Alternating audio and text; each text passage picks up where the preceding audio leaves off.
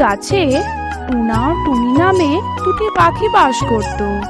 তাদের ঘরটি ছোট হলেও খুব যত্ন করে তারা তাদের ঘরটি সাজিয়ে রাখতো।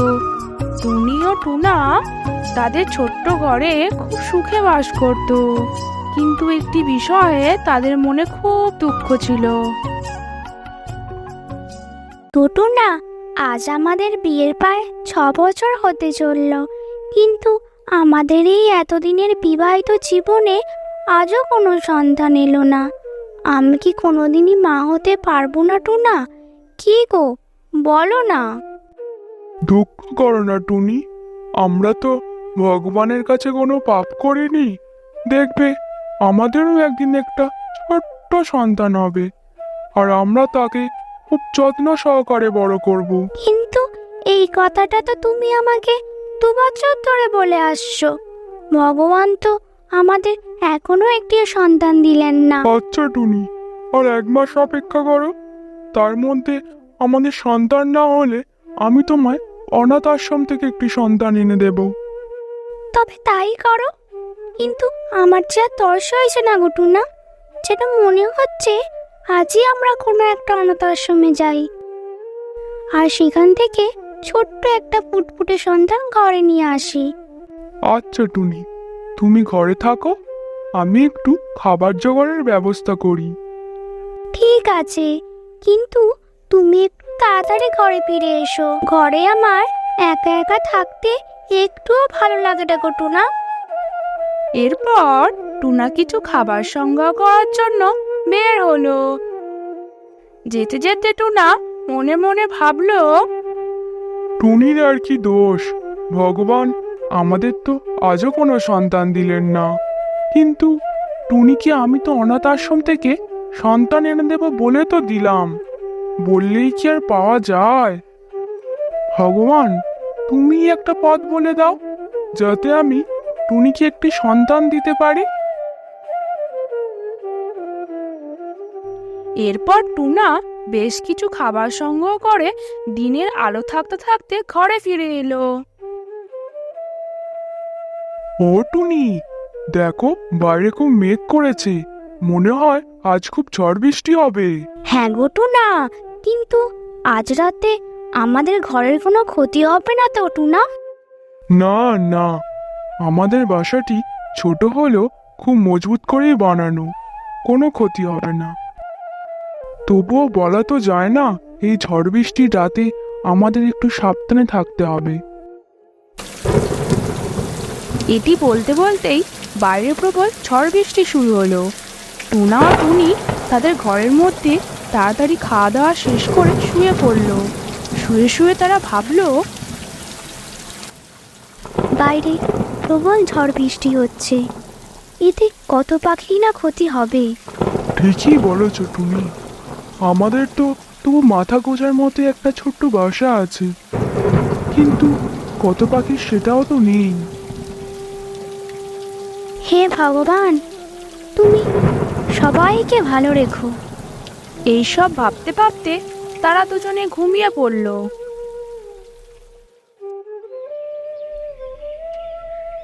পরদিন সকালে টুনা বাইরে বেরোলো কিছু খাবারের সন্ধানে।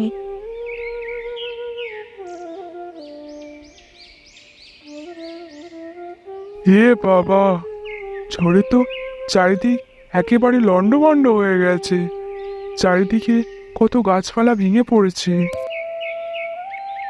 এরপর হঠাৎ টুনার একটি ছোট কাকের ছানার দিকে লক্ষ্য পড়ল। এ কি, ওটা তো মনে হয় একটি কাকের ছানা। তাড়াতাড়ি গিয়ে দেখি তো ওটার কাছে। মনে হয় কাল রাত্রে ঝড়ে কাকের ছানাটি তার বাসা থেকে পড়ে গেছে, কিন্তু আশেপাশে তো এর মা বাবাকেও দেখছি না। তখন হঠাৎই টুনা দেখলো ঝোপের মধ্যে দুটি কাক মরে পড়ে রয়েছে।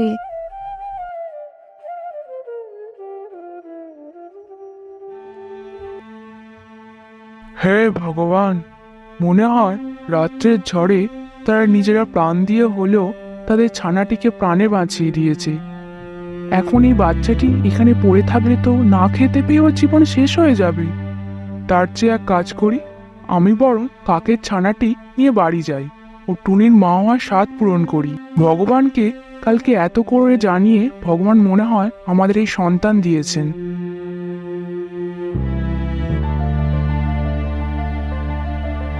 এরপর টুনা ওই কাকের ছানাটিকে নিজের ঘরে নিয়ে আসে।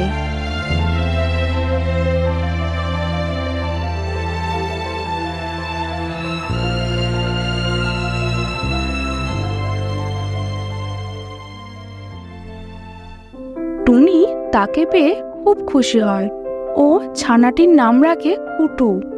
টুনা ও টুনি খুব যত্ন সহকারে কাকের ছানাটিকে বড় করতে থাকে। টুনা ও টুনির আদর যত্নে কুটু ধীরে ধীরে বড় হয়ে ওঠে।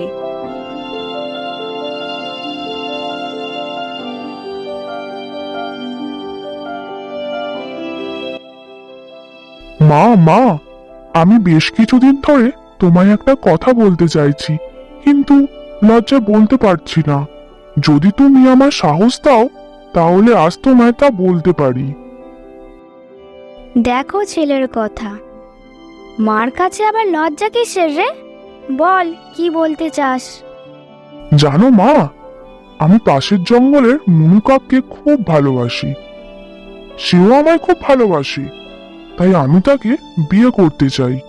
এ তো খুব ভালো কথা রে বাবা।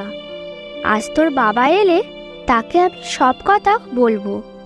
দেখিস তোর বাবা এসব শুনে খুব খুশি হবে। তারপর সেদিন রাত্রে টুনি সমস্ত কথা টুনাকে বলে ও টুনা খুব খুশি হয়।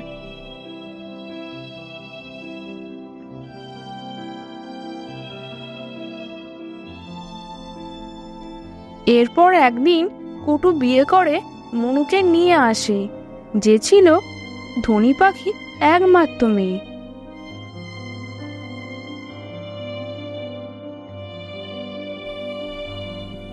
ওই দেখো মনু, আমাদের ঘর দেখা যাচ্ছে।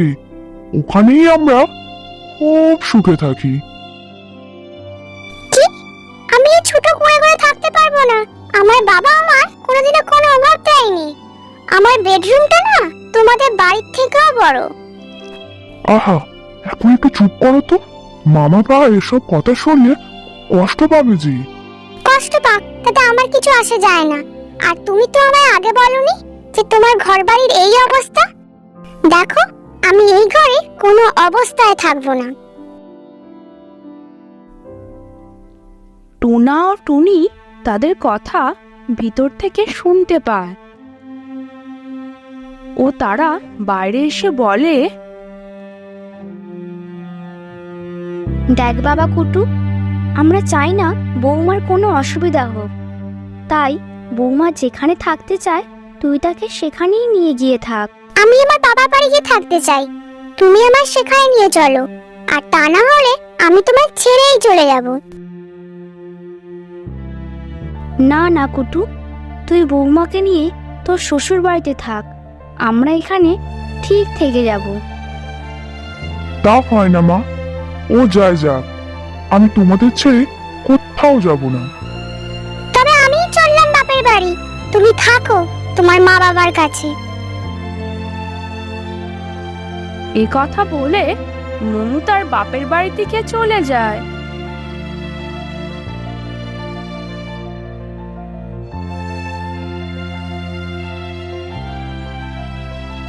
সেখানে পৌঁছানোর পর মনু তার বাবাকে সব কথা খুলে বলে।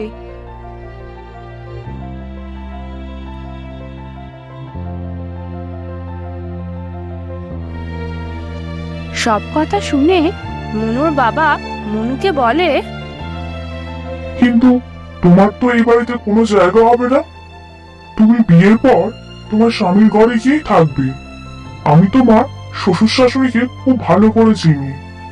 ওরা তোমার স্বামীকে ছোটবেলায় ঝড়ের পরের দিন সাক্ষাৎ মৃত্যুর হাত থেকে বাঁচিয়ে এনে নিজের ঘরে রেখে বড় করে তোলে।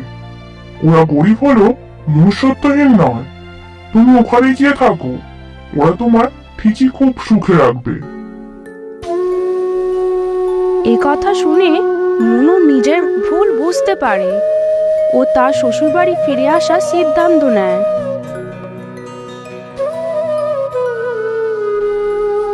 সেখানে এসে টুনি, টুনা, পুটু ও মুনু সুখে সংসার করতে থাকে।